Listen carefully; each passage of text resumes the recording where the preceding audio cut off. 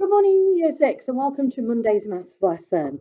Okay, I'm going to get started by looking at book 1. So if you've got a 1 on the front of your book, you're looking at page 30 and 31 today. And we're going to start by having a little look at some time. Okay, so if we have a little look, I've got a clock here, and what we're going to focus on today is 1/2 past and o'clock. So if it's o'clock, if it's on the hour, then the big hand will point towards the 12, okay?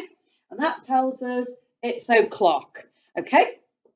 And then the shorter hand will tell us what hour it is. So if I do that one, that's 3 o'clock. If my little hand was pointing to this, it'd be 2 o'clock, and 4 o'clock, and 5 o'clock, and all the way round, okay? So o'clock, 12. The big hand points to the 12 to show it's o'clock, and then you have a smaller hand which points towards the hour that it is. Okay, now the other part is 1/2 past.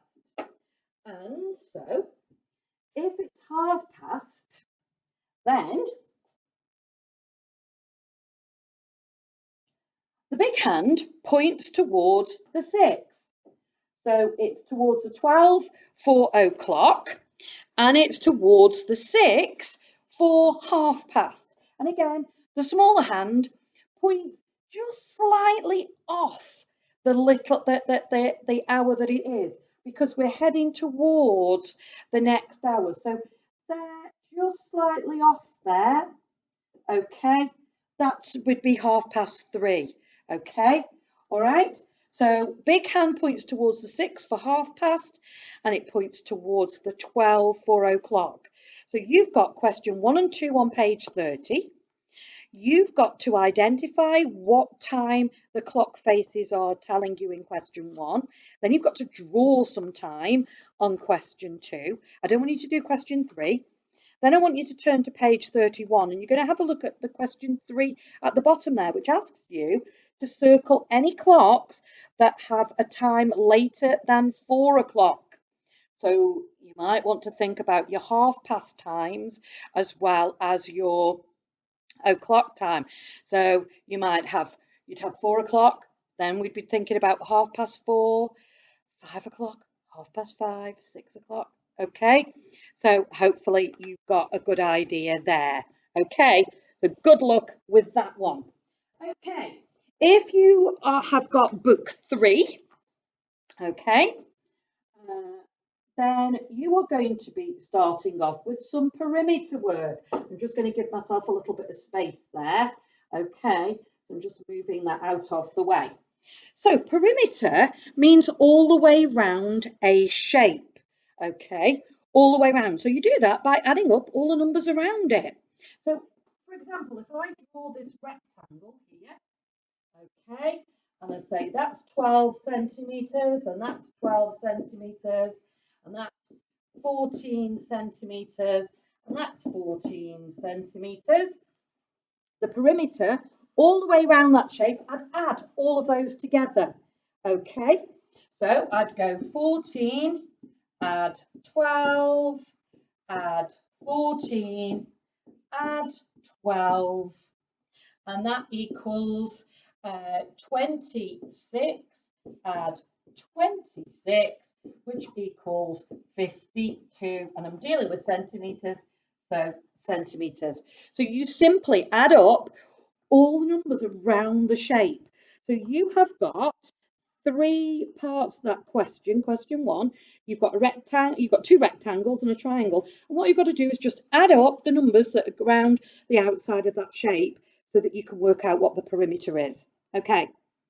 Then you have got some conversions to do, and you were doing a little bit of that last time. Okay, and I did say have a little look in the back of your planner because you've got conversions in there to help you. So if you have a little look, you can always freeze or take a quick screenshot. Okay, so if we have a little look at our capacities, so litres and millilitres, well, there's 1,000 millilitres in a litre. Okay, so if you're having to find out how many millilitres are in 4 litres, you simply multiply the litres 4 by 1,000.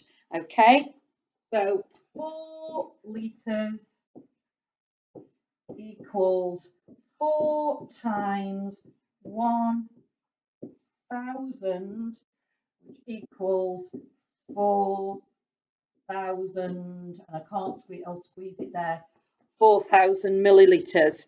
Okay, I'll just put it so you can see there a little bit. Okay, so 4,000 millilitres. Okay, so all of those are conversions, and you're always multiplying by 1,000 for question 2. And then you've got a little bit of a variety pack for question 3.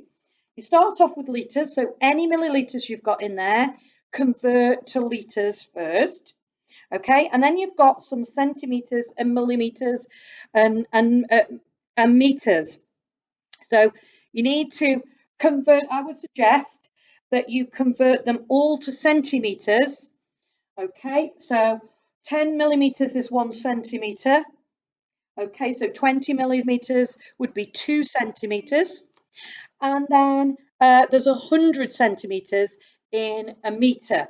So 1 metre would be 100 centimetres. So make sure they've all got the same value.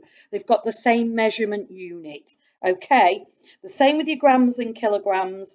And again, you've got another meters, millimetres and meters and centimetres one. Okay, so convert them all to the same measurement at the bottom. And you can do that. You can either have a look and take a quick screenshot of that, or have a look in the back of your planner. And it's a little bit of kind of the work we did last week. Okay, so good luck with those. I'm looking forward to seeing what you do. And if you are in, if you've got book 4, you're going to have a look at page 26. Yours is very similar. Okay, so if I just clear the board so that you can see. Okay, I'll move that down a bit so we don't lose it.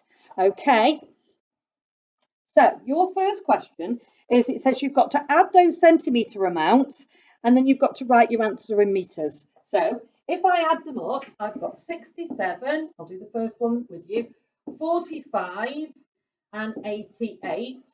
So I add that up, okay, and I've got 12 there, I've got 20, and then I've got 10, 18, I've got 20. So I've got 200 centimetres there. Well, I know that 100 centimetres equals 1 metre. So if I divide that by 100, okay, 100, I would end up with 2 metres, okay? It equals 2 metres. You could divide it, so remember the decimal point would be here, and if I'm dividing by 100, my digits would go to the right 2 places, so my decimal point would end up there. Okay, so that's another method of doing it. Okay, so 2 ways of doing those, but you're converting all those to meters. Okay, now you've got some more trickier shapes to find your perimeter of. Okay, these are called compound shapes, but it's just exactly the same thing. So if I've got a shape that looks like that, I might have 4 there, 4 centimetres, 6 centimetres, 3 centimetres, 1 centimetre, 2 centimetres, and 5 centimetres. I would just simply add all those numbers all the way around the shape to get the perimeter. Okay, so I would just add them all up, just the same as I would with the other shapes. Okay, now you're asked about, the last one is about minutes. Okay, minutes. How many minutes are in those times? So I will remind you, I'll just leave that there. Okay, I'll remind you that 60 minutes equals 1 hour. Okay, so in my first one, I've got 1 hour 58 minutes. So I know that 1 hour is 60. So if I go 60 and I add 58 to it, like that, okay, I would have 118 minutes. Okay, so it's just simple addition going on there. All right. Now, you might decide that you're going to shortcut some of them, and you might say, well, I've got 6 hours there. Well, you could simply, on that, you could go 60 times 6. So you haven't got to go 60, 60, 60, 60, 60, 60. Okay, so you could do a quick short multiplication like that. So you know you've got 360 there to start off with. And then you could have the rest of your minutes plus 9 minutes. Okay, so instead of going, if you've got more than 1 hour or more than 2 hours, you might want to think about a short multiplication to work out the minutes that way before you go on and do your adding.